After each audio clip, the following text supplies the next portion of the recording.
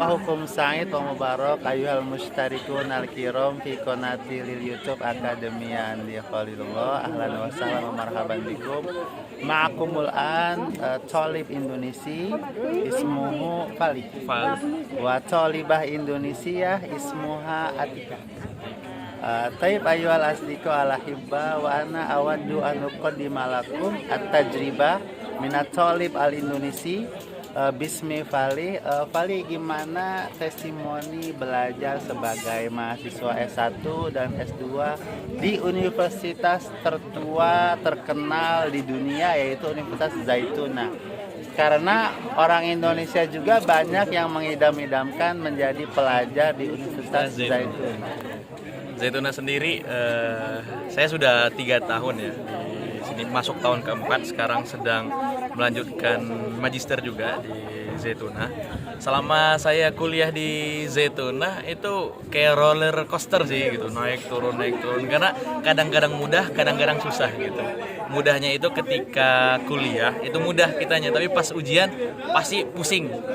Pusingnya kenapa? Karena sistem pembelajaran di Indonesia itu sendiri berbeda dengan negara Timur Tengah lainnya gitu. Di mana ketika kita ujian ada yang namanya itu sistem manhajiyah. Ketika ujiannya itu cuman soal ujiannya cuman satu baris, Pak. Jadi satu baris misalnya mahiyas sholah gitu, mahiyas sholah. Tapi jawabannya kita harus buat kayak seperti makalah. Jadi ada pendahuluannya, ada mukadimahnya, setelah itu ada rumusan masalahnya, lalu setelah itu ada isinya, dan ada khotimah atau istintajnya atau penutupnya gitu.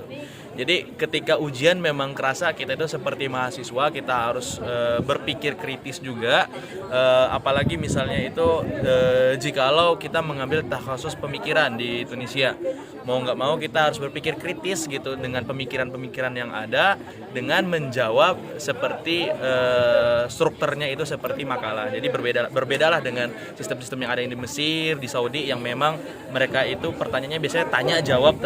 Sedangkan di Tunisia sendiri kita belajar untuk berpikir kritis, untuk menuangkan ide-ide pikiran kita itu di lembar jawaban ujian.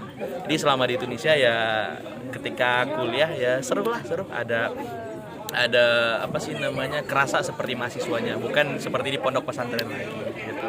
Adapun kehidupan di Tunisia sendiri ya lumayan bagus juga, lumayan ya sama untuk dari segi ekonominya sama dengan Indonesia, jadi nggak terlalu mahal, nggak terlalu murah. Lebih kurang seperti itu sih kehidupan di Indonesia, Mas Andi, kuliahnya. Wah, ternyata jawabannya sangat akademik sekali ya, sangat ilmiah. Pertanyaan terakhir deh, menjadi seorang mahasiswa yang diajar oleh dosen-dosen Arab Tunisia, seberapa effort yang harus dikeluarkan sebagai mahasiswa Indo yang diajar oleh orang Arab Tunisia? Se-effort apa itu? Se-effortnya itu? Ya pasti kita harus effort banget lah ya gitu, dengan apa sih namanya, apalagi kita beda bahasa gitu dengan dosennya itu berbahasa Arab, kita mahasiswa Indonesia, dan di sini juga nggak ada kelas bahasa, mau nggak mau memang apa sih namanya, kita harus effort banyak, harus memang serius dalam belajar mempersiapkan bahasa. Apalagi nih kalau saya pribadi, ketika dosen, kan kalau kita sebagai ajanib nih, sebagai orang asing di Zaituna, itu mikirnya 2 kali, harus memahamin apa kata dosen, terus kalau misalnya membalas apa kata dosen itu kita harus mikir juga tuh apa bahasa Arabnya gitu, harus kita translate lagi gitu ke bahasa Arab gitu apa yang mau kita omongkan. Bahkan dulu saya pernah introvert juga 1 tahun bahkan di rumah, itu tahun pertama saya di Tunisia sebelum sekarang menjelajah kemana-mana. Dulu itu tahun pertama saya di Tunisia sempet banyak dinamika lah kehidupan yang ada di ini.